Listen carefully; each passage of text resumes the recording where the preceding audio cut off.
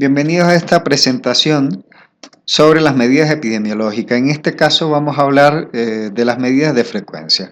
Vean que en la semana 1 y 2 hemos avanzado a la delimitación de un problema de investigación y a las preguntas de investigación. Pues bien, en esta sesión veremos algunas medidas epidemiológicas que nos pueden ser de utilidad para contestar las preguntas de investigación generadas. Algunas de estas medidas son, por ejemplo, las frecuencias absolutas y frecuencias relativas. Las frecuencias absolutas hacen referencia a la cantidad total, a la cantidad de eventos que estamos analizando y que son sujetos de interés. Para cada una de las categorías analizadas, por ejemplo, por grupo poblacional, tenemos las categorías que nos interesan es las embarazadas y el total de mujeres existentes en cada grupo poblacional. Y tenemos como frecuencia relativa, por ejemplo, el porcentaje de mujeres del total de mujeres existentes, cuántas realmente tienen el atributo de interés, que en este caso es estar embarazada, por cada uno de los grupos.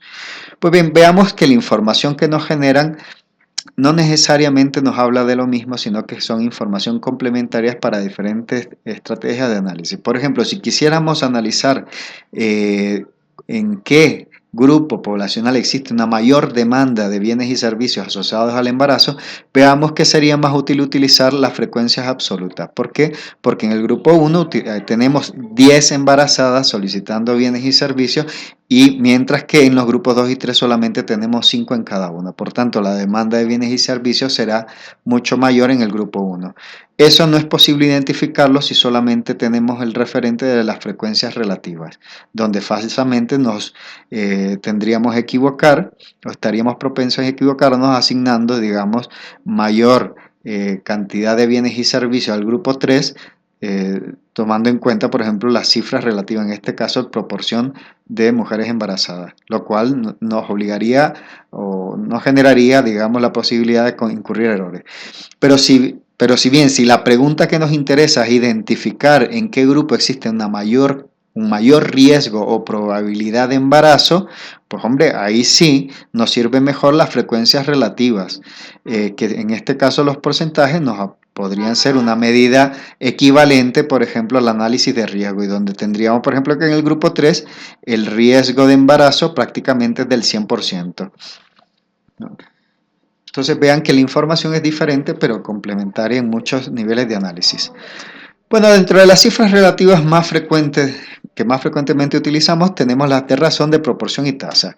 Las medidas de razón son medidas que comparan la equivalencia o la correspondencia de unidades de medida entre dos dimensiones diferentes de análisis. En este caso, por ejemplo, tenemos dos categorías o dimensiones de análisis diferentes, hombres y mujeres. Si generáramos una razón de hombres-mujeres en un grupo, por ejemplo, y nos da 3/8, esto nos dice que en ese grupo que estamos analizando existe una relación de 3 hombres por cada 8 mujeres. Pero también la podemos utilizar este tipo de medidas, por ejemplo, para analizar la correspondencia entre pacientes y camas disponibles en un hospital, ¿no? Y en este caso, por ejemplo, lo que generamos es la razón de ocupación. Las proporciones, a diferencia de las razones, lo que nos dicen es del total de personas que estamos analizando, qué porcentaje de las mismas, o del 100% de personas que estamos analizando, qué porcentaje de las mismas tienen un atributo de interés. Por ejemplo, si estamos analizando el porcentaje de pacientes hospitalizados en la UCI, veamos que la población total sería en el total de pacientes hospitalizados, mientras que el numerador estaría integrado únicamente por las personas que presentan el atributo de interés, es decir, que han sido hospitalizados en la UCI. Y siempre hay que definir un espacio de tiempo, de tal manera que tanto el total, el denominador, como el numerador sean grupos poblacionales presentes en la misma unidad de tiempo.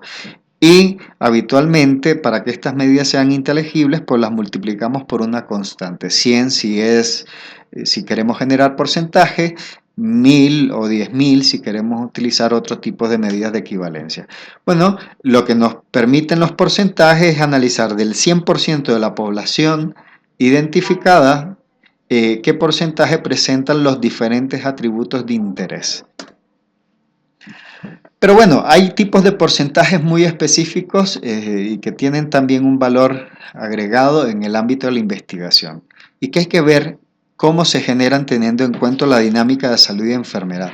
¿Por qué? Porque vemos, por ejemplo, para la ocurrencia de casos de enfermedad, vean que esto depende desde la teoría de factores de riesgo, de la presencia de factores de riesgo que hagan posible que las personas que sean susceptibles de enfermar se transformen en casos nuevos de enfermedad.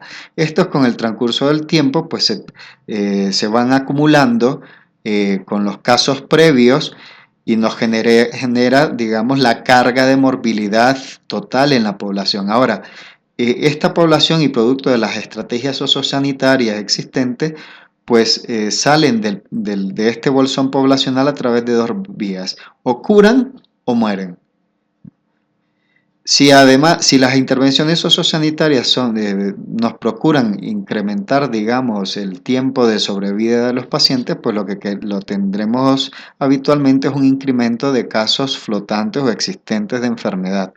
Pues bien, la comprensión de esta dinámica de la salud de enfermedad nos permite generar proporciones de interés a los estudios en salud o investigación en salud, como es por ejemplo el de los casos incidentes. Pero bueno, ¿cómo analizamos los casos incidentes?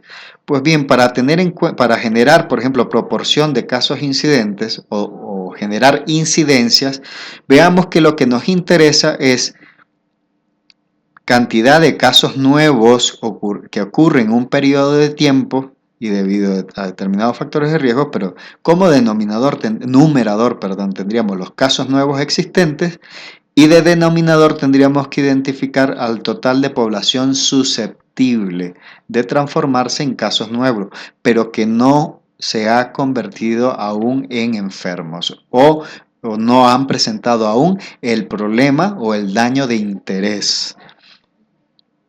Entonces, lo que nos mide la incidencia en este caso es a qué velocidad se transforma la población susceptible en casos nuevos de enfermedad.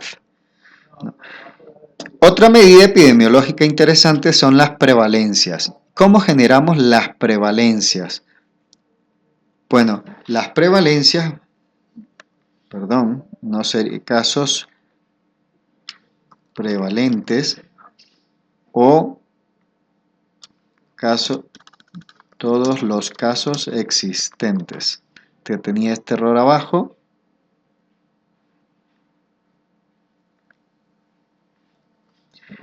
Los casos prevalentes hacen relación a de la población total, de toda la población existente en un ámbito geográfico, cuántos de ellos presentan el daño o el problema de salud de interés. Vean que este indicador no discrimina entre casos nuevos y casos viejos. Aquí nos interesa la carga total de morbilidad, o sea, del total de población, cuántos tienen la enfermedad.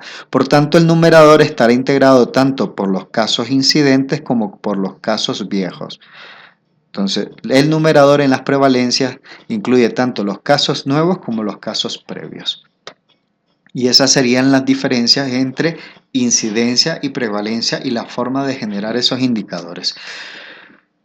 La otra medida de interés son las tasas, pero las tasas hay que entenderlas, digamos, como una medida de velocidad a la cual las personas de un grupo poblacional de interés se transforman o pasan de ser personas sin daño o problema de interés a personas que presentan el daño o problema de interés. Entonces son medidas de velocidad, por tanto en el indicador se integra la variable tiempo y tiene la misma interpretación o forma de interpretarse que nuestro tablero de acelerador en un coche. Es decir, tasas de incidencia mayores indican mayor velocidad de conversión en los grupos poblacionales de sanos a enfermos. Y eso es lo que nos permite identificar, digamos, si identificamos las tasas de ocurrencia de un evento a lo largo del tiempo, identificar los espacios de tiempo donde las velocidades de conversión son mayores y por tanto, bueno, generar una predicción o intervenciones específicas sobre todo son muy interesantes para ver, digamos, la efectividad de intervenciones sobre factores de riesgo. Por tanto, veremos que hay diferentes formas de generar tasa. Uno es como unidades de medida de conversión de personas a nuevos casos de enfermedad, pero utilizamos como denominador la cantidad de tiempo con que cada individuo contribuye al estudio como individuo sin presencia de enfermedad. Esas son las tasas de incidencia y pueden ampliar la información sobre las mismas en el documento sobre medidas de frecuencia epidemiológica. Es habitual, por ejemplo, el tipo de indicador que nos genera, por ejemplo, aquí tenemos como medida un nuevo caso de VIH por cada 100 años persona seguimiento. Veamos que hay diferentes formas o diferentes circunstancias que nos pueden generar esta medida. Por ejemplo, dar seguimiento a una persona por 100 años y darnos cuenta que al final, en el año 100, se nos seroconvierte. Eso nos genera este tipo de medidas. Pero también darle seguimiento a 10 sujetos por 10 años, en un grupo en el cual al final de los 10 años solamente uno de ellos se nos seroconvierte.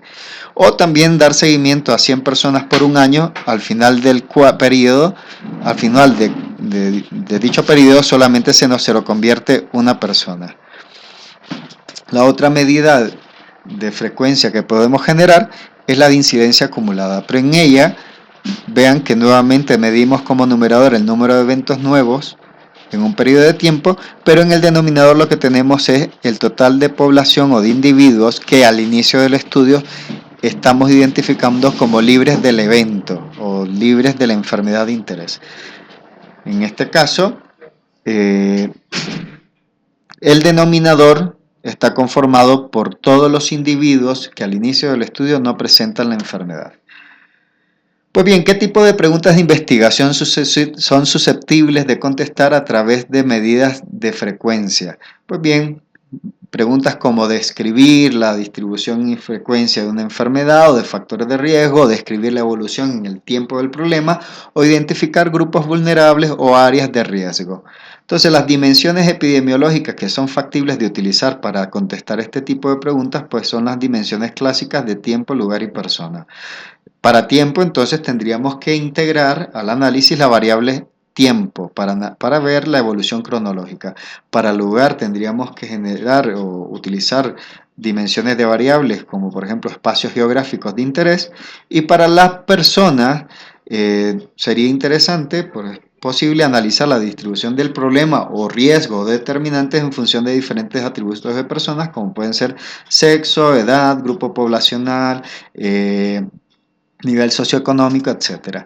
Hay estudiosos de epidemiología que proponen que hay 3 dimensiones que serían interesantes siempre analizar, como son nivel socioeconómico, las diferencias por género y grupos étnicos, sobre todo para si estás trabajando el enfoque de inequidades en salud.